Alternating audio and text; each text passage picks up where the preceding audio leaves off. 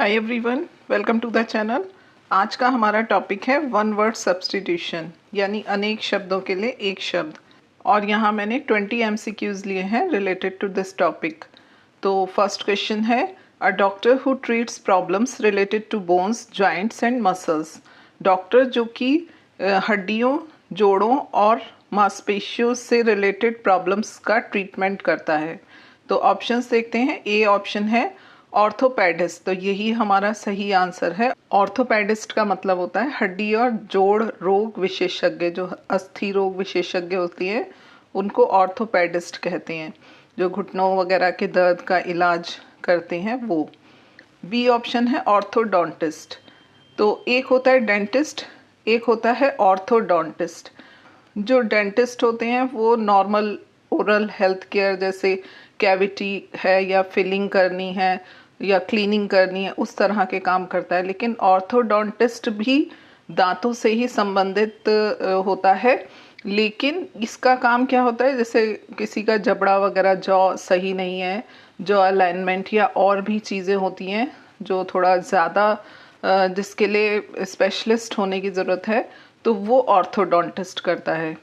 सी है किरोपॉडिस्ट। किरोपॉडिस्ट होते हैं फुट केयर स्पेशलिस्ट, जो फुट में अगर कोई प्रॉब्लम होती है किसी के तो उसका इलाज करते हैं, उसको कहते हैं किरोपॉडिस्ट। डी है डर्माटोलॉजिस्ट। डर्माटोलॉजिस्ट होते हैं स्किन रोग विशेषज्ञ, जो स्किन की प्रॉब्लम्स का इलाज करते हैं, तो उसको कहते हैं डर्माटोलॉजिस्ट। तो हमारा आंसर क्या है, बोन और जॉइंट्स से रिलेटेड डॉक्टर ऑर्थोपेडिस्ट। सेकंड है अ शॉर्ट रेस्ट और sleep taken after lunch. Lunch के बाद हल्का सा आराम या नींद। तो ऑप्शंस देखते हैं। ए है लेज़र। लेज़र मतलब होता है खाली समय, तो ये तो नहीं होगा ऑप्शन। बी है स्लम्बर। स्लम्बर मीन्स होता है deep sleep, deep peaceful sleep, एकदम गहरी और एकदम शांत नींद, तो ये भी नहीं होगा। सी है सिएस्टा। तो ये सही आंसर है। सिएस्टा होता है लंच के बाद, यानी दोपहर के खाने के बाद जो हल्का सा आराम करते हैं या थोड़ी सी नींद देते हैं, उसको कहते हैं सिएस्टा। और डी है डॉज। डॉज मतलब होता है ऊँघना, हल्की सी नींद लेना। तो हमारा आंसर क्या होगा, अ शॉर्ट रेस्ट और sleep taken after lunch is siesta. Third है a person who entertains people by doing different feats. एक व्यक्ति जो डिफरेंट करतब दिखाकर लोगों का मनोरंजन करता है। ऑप्शंस है एक्रोबैट। तो एक्रोबैट सही आंसर है। जैसे सर्कस में कलाबाज होते हैं जो रस्सी वगैरह पे चलते हैं या अपनी कलाबाजियाँ दिखाते हैं और लोगों का मनोरंजन करते हैं, तो वो होते हैं एक्रोबैट। बी ऑप्शन है कॉस्मोनॉट। कॉस्मोनॉट होते हैं रूस के अंतरिक्ष यात्री, उनको कहते हैं कॉस्मोनॉट। और सी है एस्ट्रोनॉट। एस्ट्रोनॉट अंतरिक्ष यात्री जो अंतरिक्ष में जाते हैं, जिनको विशेष प्रशिक्षण दिया जाता है अंतरिक्ष में जाने का, स्पेस में जाने का। और डी है एस्ट्रोनॉमर।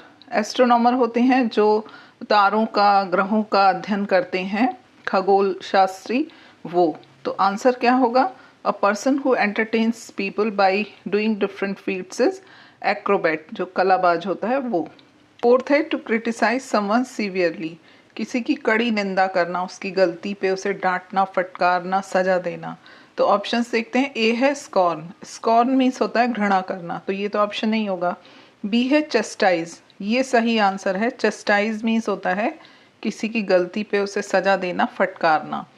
सी ऑप्शन है स्कॉफ। स्कॉफ का मतलब है किसी व्यक्ति की बात को गलत मानकर अपमानजनक तरीके से उसका मजाक बनाना।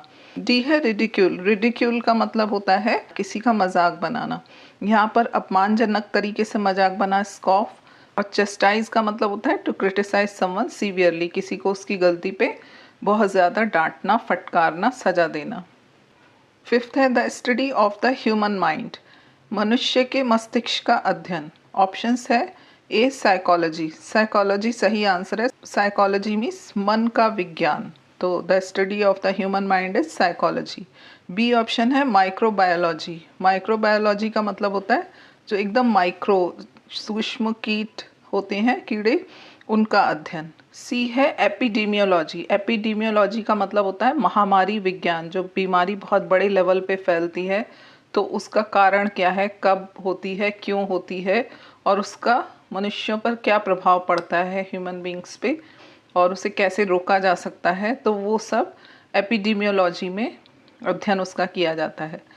डी है एंथ्रोपोलॉजी। एंथ्रोपोलॉजी का मतलब होता है मानव शास्त्र, यानी ह्यूमन बींग्स के पास्ट प्रेजेंट, उनकी संस्कृति, उनका शारीरिक विकास, ये इन सब का अध्ययन जो होता है वो एंथ्रोपोलॉजी में किया जाता है। तो the study of human mind क्या होगा? साइकोलॉजी। सिक्स्थ है हैपनिंग रिपीटेडली, बार बार होने वाला। ऑप्शंस हैं A recurrent, recurrent is the right answer.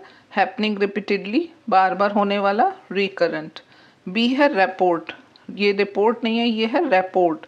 Report का मतलब होता है आपसी समझ, मेल जोल, जो लोगों में आपसी समझ मेल जोल, वो होती है रिपोर्ट। सी है रिग्रेशन। रिग्रेशन मतलब होता है पुरानी स्थिति में वापस लौटना, जैसे पास्ट लाइफ रिग्रेशन थेरेपी होती है, उसमें पास्ट में पहुंचा देते हैं। तो रिग्रेशन मतलब पुरानी स्थिति में वापस लौटना। और डी है रिक्यूपरेट। रिक्यूपरेट मतलब बीमारी से ठीक होना, अपनी स्ट्रेंथ को, अपनी हेल्थ को, एनर्जी को वापस पाना, तो वो रिक्यूपरेट। तो हैपनिंग रिपीटेडली इज रिकरेंट, बार बार होने वाला, रिकरेंट। सेवंथ है study of science of insects. Insects मतलब कीड़े मकोड़े, कीड़े मकोड़ों के विज्ञान का अध्ययन, मतलब कीड़े मकोड़ों का अध्ययन कौन से विज्ञान में किया जाता है? ए ऑप्शन है माइक्रोबायोलॉजी। माइक्रोबायोलॉजी मतलब एकदम जो सूक्ष्म माइक्रो होते हैं उसका, उन कीटों का अध्ययन, तो ये तो नहीं है। एंथ्रोपोलॉजी मतलब मानव शास्त्र, जिसमें मानव के विकास और उसके डेवलपमेंट का, उसकी संस्कृतियों का अध्ययन किया जाता है।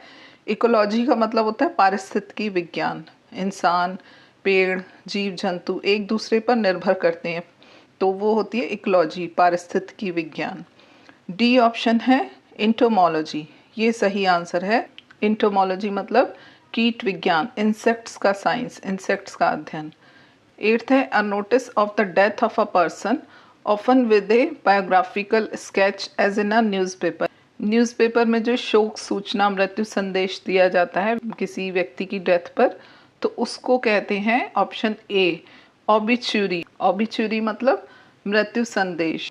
बी है लेगेसी। लेगेसी होता है विरासत, जो फादर से या ग्रैंडफादर वगैरह से जो मिलता है विरासत, वो उसे कहते हैं लेगेसी। सी है ऑब्लिवियन। ऑब्लिवियन मतलब विस्मृति, भूल जाना।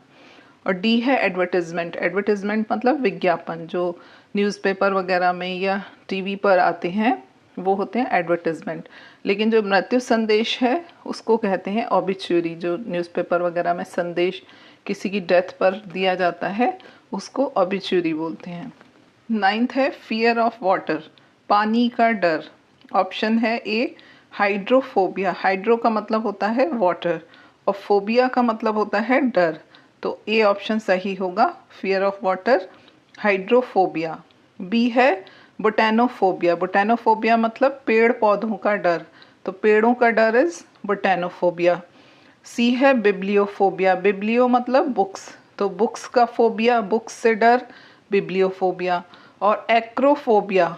एक्रोफोबिया मतलब हाइट का डर, ऊंचाई का डर, तो उसको बोलते हैं एक्रोफोबिया। तो क्वेश्चन क्या है? Fear of water. Fear of water is hydrophobia. Tenth है a person who does not believe in the existence of God. एक व्यक्ति जो भगवान के अस्तित्व में विश्वास नहीं करता। ऑप्शंस हैं ए थीस्ट। थीस्ट मतलब होता है भगवान में विश्वास करने वाला। बी है अथीस्ट। जब आ लग गया थीस्ट में तो मतलब हो गया ना विश्वास करने वाला, तो ये राइट आंसर है। तो भगवान में विश्वास ना करने वाला अथीस्ट, और थीस्ट होता है विश्वास करने वाला। सी है फनेटिक। फनेटिक का मतलब होता है कट्टर, जो किसी विचारधारा वगैरह के बारे में बहुत ज़्यादा कट्टर होता है, तो उसको बोलते हैं फनेटिक। और डी है एपिक्यूरियन। एपिक्यूरियन का मतलब होता है जिसने अपने आप को बस एन्जॉयमेंट वगैरह के लिए डेडिकेट किया हुआ है, जो बस एन्जॉयमेंट, प्लेजर इसी में लगा रहता है, उसको कहते हैं एपिक्यूरियन। तो हमारा आंसर क्या होगा? A person who does not believe in the existence of God, atheist यानी नास्तिक। थीस्ट मीन्स होता है आस्तिक और अथीस्ट मीन्स नास्तिक। 11th है अ पर्सन एंगेज्ड इन और ट्रेन्ड फॉर स्पेस फ्लाइट। जो अंतरिक्ष में जाने के लिए जिसको ट्रेन किया जाता है तो उसको बोलते हैं अंतरिक्ष यात्री। तो ऑप्शंस हैं, ए है एस्ट्रोनॉमर। एस्ट्रोनॉमर होता है जो स्टार्स का, प्लैनेट्स का अध्ययन करता है, खगोल शास्त्री, खगोल विज्ञानी, तो ये तो आंसर नहीं होगा। बी है अट्रोशियस। अट्रोशियस का मतलब होता है बहुत बुरा, जैसे द फूड वॉज अट्रोशियस, खाना बहुत बुरा था। या क्राइम वॉज अट्रोशियस, क्राइम बहुत घिनौना था, बहुत मतलब बुरा था, तो उसको कहते हैं अट्रोशियस। सी है एस्ट्यूट। एस्ट्यूट का मतलब होता है क्लेवर, चतुर। कोई व्यक्ति बहुत चतुर है, स्मार्ट है, तो वो मतलब एस्ट्यूट है। डी है एस्ट्रोनॉट। एस्ट्रोनॉट हमारा सही आंसर है। एक व्यक्ति जो स्पेस फ्लाइट के लिए ट्रेन किया जाता है वो होता है एस्ट्रोनॉट, अंतरिक्ष यात्री, स्पेस में जाने वाला अंतरिक्ष यात्री, एस्ट्रोनॉट। 12th है a person who eats too much. वो व्यक्ति जो बहुत ज़्यादा खाता है उसको क्या कहते हैं? ऑप्शंस है ए ग्लटन। ग्लटन सही आंसर है। ग्लटन मतलब पेटू, बहुत ज़्यादा खाने वाला। बी ऑप्शन है गलीबल। गलीबल का मतलब होता है सीधा साधा, भोला भाला, जिसको आसानी से धोखा दिया जा सकता है, तो वो होता है गलीबल। सी है गैरुलस। गैरुलस का मतलब होता है बातूनी, जो बहुत ज़्यादा बातें करता है। और डी है ग्रीडी। ग्रीडी का मतलब होता है लालची। तो हमारा आंसर क्या होगा? A person who eats too much is glutton, पेटू, जो बहुत ज़्यादा खाता है। 13th है स्टडी ऑफ कॉइन्स। कॉइन्स यानी सिक्कों का अध्ययन। ऑप्शंस है ए न्यूमिस्मैटिक्स, तो ये सही आंसर है। न्यूमिस्मैटिक्स मतलब सिक्कों का अध्ययन। बी है अपोथेकेरी। अपोथेकेरी का मतलब होता है दवाई बेचने वाला। ये ओल्ड टर्म है, हालांकि आजकल तो ड्रगिस्ट और केमिस्ट ये वर्ड यूज होते हैं। अपोथेकेरी का मतलब भी होता है दवाई बेचने वाला। सी है फिलेटली। फिलेटली का मतलब होता है जो डाक टिकट का कलेक्शन करने वाला, डाक टिकट संग्रह करने वाला, स्टैम्प्स वगैरह, वो फिलेटली होता है। और एंटीक्वेरी। एंटीक्वेरी का मतलब होता है पुरानी और ऐतिहासिक चीज़ों का कलेक्शन और उसकी स्टडी करने वाला, एंटीक्वेरी। तो हमारा क्वेश्चन है स्टडी ऑफ कॉइन्स, न्यूमिस्मैटिक्स, सिक्कों का अध्ययन, न्यूमिस्मैटिक्स। 14th है a hater of knowledge and learning. ज्ञान से और लर्निंग से नफरत करने वाला।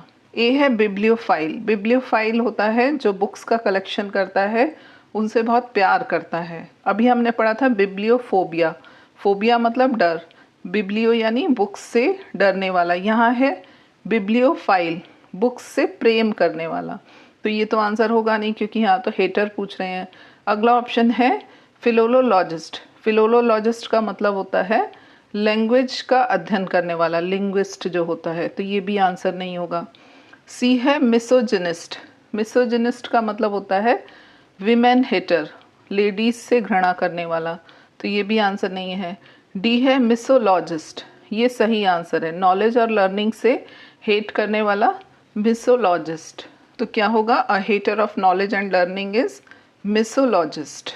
15th है सोसाइटी विदाउट प्रॉब्लम्स, यानी ऐसा समाज जिसमें कोई भी समस्याएं नहीं है।